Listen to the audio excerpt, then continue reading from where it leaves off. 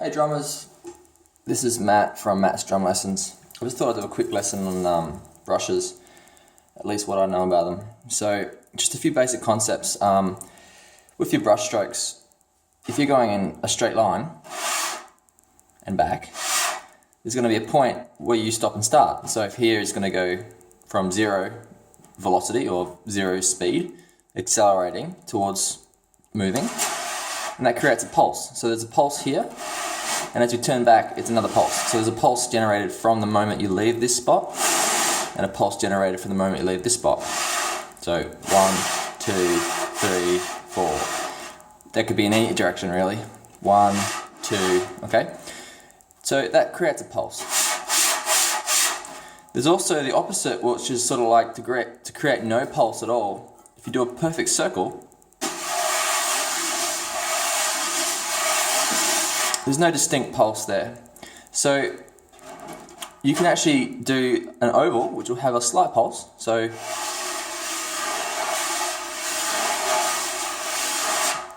there's the three sort of shapes you can make. Now, yeah, it's also worth knowing that you can create volume by pushing the brush into the drum. So this is with a light touch, just across the head. Say if I just do a circle. Now if I apply some pressure downwards, you're getting more brush. More of this brush is being pushed onto the surface of the drum. So that's going to be more flatter. So I'll push it down. Oh, this is lightly, and this is pushed. Okay. The shape of the brush is also pretty much straight. You can see the edges of the brush is pretty much going to be straight like this. So if you're going to scrape this way, there'll be more brushes going across the texture of the drum. Whereas if you have the brush going upwards this way, so as a result, if you go in a circle, there's going to be points when the brush is going to go straight across the drum, and other points where it's going to go this way. And so the points where it's going this way, it's going to be louder. So for example, when I'm doing a circle sweep like this, I try and think of either this point here, or this point here being on the pulse. So for beat 1 it'd be 1, 2, 3, 4. That's even when it's a circle shape and there's no real pulse, okay?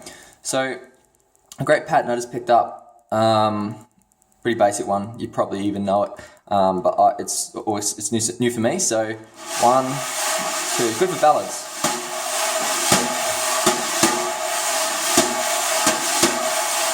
So the right hand can just do any rhythm you like.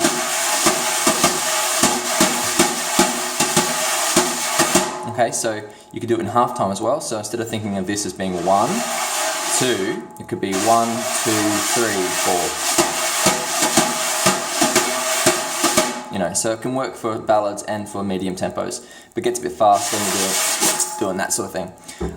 Okay, here's a more standard brush pattern, or a few that I like. So if you have the pattern going from here, leaving here is on beat 1. 1, 2, 3, 4. 1, 2, 3, 4. That's like the basic standard left hand sweep pattern. And so the right hand's going to play a jazz cymbal pattern, which is ding, ding, to ting, ting, to ting, ting. But it's going to be swapping positions across the drum to get out of the way of this thing here.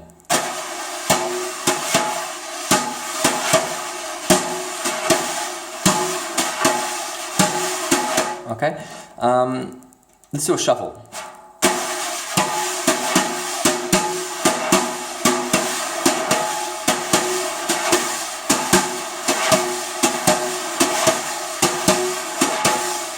Okay, the thing you want to make sure is really key is that there's always some sort of sweeping going on. You know, the brushes are used for sweeping.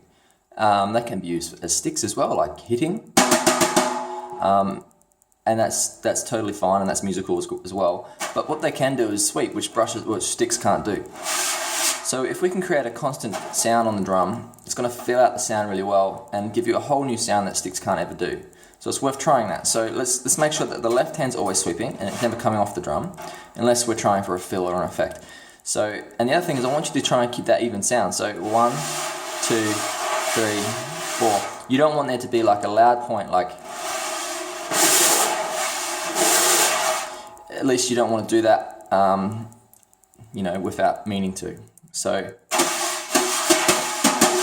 now in the right hand part, we did a shuffle before and I was playing very much just up and down. But actually what we can do is we can think of the beats, so 1, 2, 3, 4, 1, 2, as being motions that are going outwards. 1, 2, 3, 4. So we're playing our jazz pattern again. 1, 2, 3, 4. 1, 2. Notice the upstrokes are coming inwards. So what's happening with the right hand is we're going 1, 2, R3, 4, R1. So there's these two motions, these points here, here for 1 and 3, here for 2 and 4. We're going outwards for 1s, 2s, and 3s and 4s. So 1's going to be here, 2's going to be here, 3 is out here, 4 is out here, and inwards for any of the upstrokes. So 1, R2, R3, R4. So the stick's actually, well, the brush is actually doing like a figure 8 really. 1. And if we kept it on the drum, we can make it, the whole thing sound smooth and no staccato notes. I find that one really drives, really good for, say, a 4 feel that's really pushing along. So you might have a 2 feel, something like.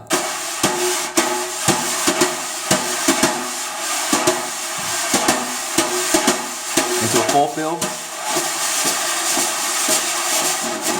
And then your brushes get caught like that, and then people know that you haven't practiced enough. Okay, so that's a basic, and I mean that pattern can be played like that, or it could be played any sort of pattern versions of that, whether you're on the drum. A lot of great jazz one would be.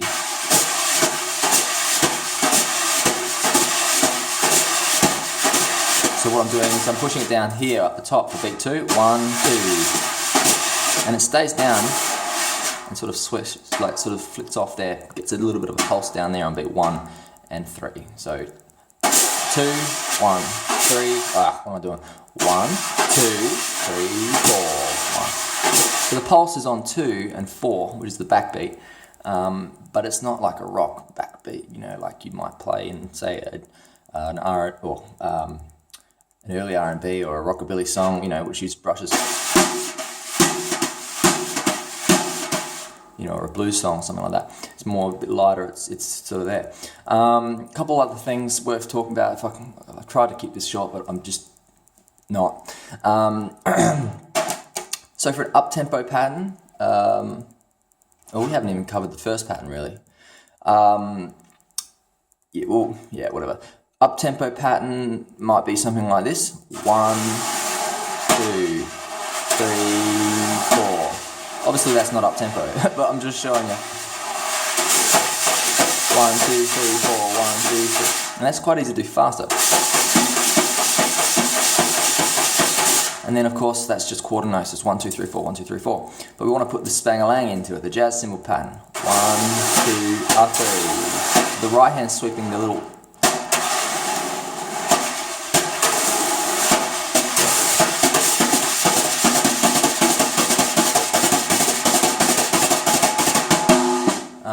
Yeah, I mean, you can work on the quality of that. That was obviously not great. So there you go, that's a pattern you can use. Very easy one to get yourself up the tempo. Oh, by the way, on ballads, which we touched on earlier, this is a great one. I just love this one. Just the pulses at the top. It just sounds so full, because both sticks are on both brushes on the drum. And if you want to do some accents, you can do one, the right hand, 2, or even both sticks. And if you want to do an upstroke, you can do it with the left hand underneath. Check this out. So 1, 2, 3,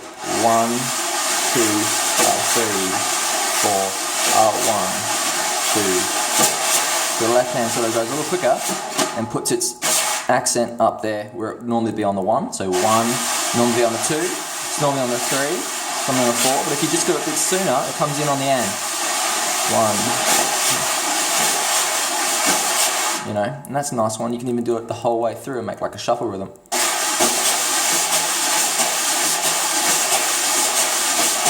And even a backbeat, so do that, it's like a shuffle with a backbeat, so the right hand's going to do the accent on 2.